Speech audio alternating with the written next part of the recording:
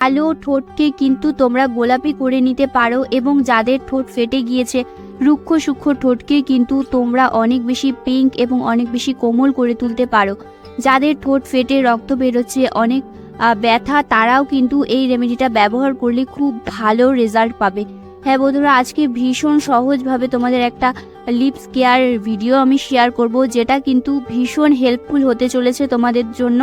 তো যারা এখনও আমার চ্যানেলটিকে সাবস্ক্রাইব করনি, অবশ্যই আমার চ্যানেলটিকে সাবস্ক্রাইব করে নিও এবং পাশে থাকা বেল আইকনটি ক্লিক করে দিও, যাতে করে আমার নতুন নতুন ভিডিওর নোটিফিকেশন সবার ফার্স্টে তোমাদের কাছে পৌঁছে যায়।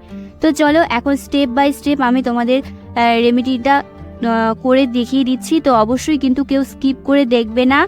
তো এখানে আমি নিয়ে নিয়েছি প্রথমে স্ক্রাবার তৈরি করার জন্য চিনি।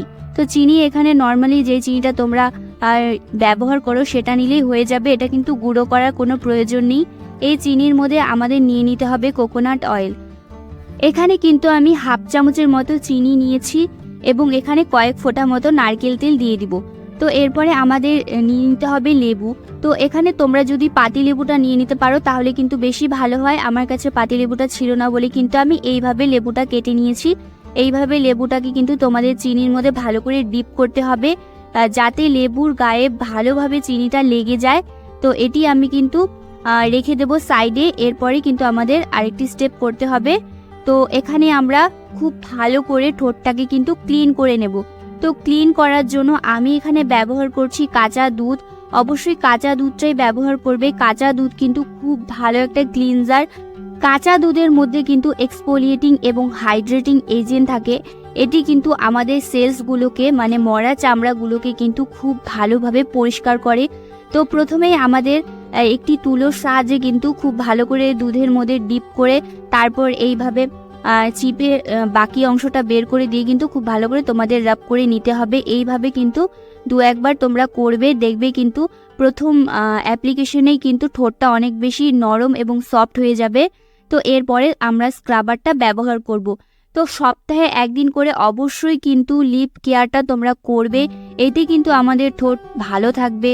কোনো রকম লিপস্টিক লাগানোর পরে কিন্তু ঠোঁট ফেটে যাবে না, ড্রাই হবে না। আমরা কিন্তু প্রত্যেকেই চাই ঠোঁটকে আকর্ষণীয় করে তুলতে, এবং ঠোঁট কিন্তু খুব একটা সেন্সিটিভ এরিয়া। সেই জায়গায় কিন্তু সব সময় কিন্তু প্রেশার ক্রিয়েট করা যায় না, আর সব সময় কিন্তু যা খুশি তাই লাগানো যায় না। তাই দেখো খুব ভালো করে তোমরা কিন্তু স্ক্রাব করে নেবে। তো এখানে আমি লেবু দিয়ে চিনির সাহায্যে খুব ভালো করে স্ক্রাব করে নিয়েছি। 2 থেকে 3 মিনিটের মধ্যে হালকা হাতে কিন্তু তোমরা রাব করবে। তারপর আমি মুছে নিয়েছি। এরপরে আমাদের একটি লিপ বাম তৈরি করতে হবে। লিপ বামটা তৈরি করার জন্য আমি এখানে নিয়ে নিয়েছি বিটের থেকে ভালো কিন্তু কোনো কিছুই হয় না ঠোঁটের জন্য। তো বিট আমাদের ঠোঁটকে খুব সুন্দর একটা পিঙ্ক ভাব দিতে সাহায্য করে, আর ঠোঁটটাকে কিন্তু নরমও করতে সাহায্য করে। তো এখানে আমি 1 চামচের মতো বিটের রস বের করে নিচ্ছি, খুব ভালো করে গ্রেট করে নিয়ে তারপর আমি এখানে বিটের রসটা বের করছি।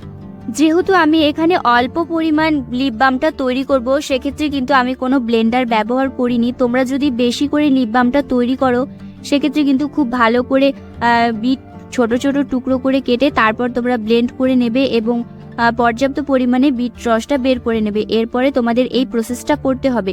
আমি এখানে একটি বাটিতে গরম জল নিয়েছি। গরম জলের মধ্যে আমি সেই কাচের বাটিটা দিয়ে দিয়েছি এবং এর মধ্যে অ্যাড করেছি ভ্যাসলিন। এরপর আমি লাস্ট এখানে দিয়ে দিলাম অ্যালোভেরা জেল। এই 3টি উপাদানকে খুব ভালো করে মিক্স করে নিতে হবে।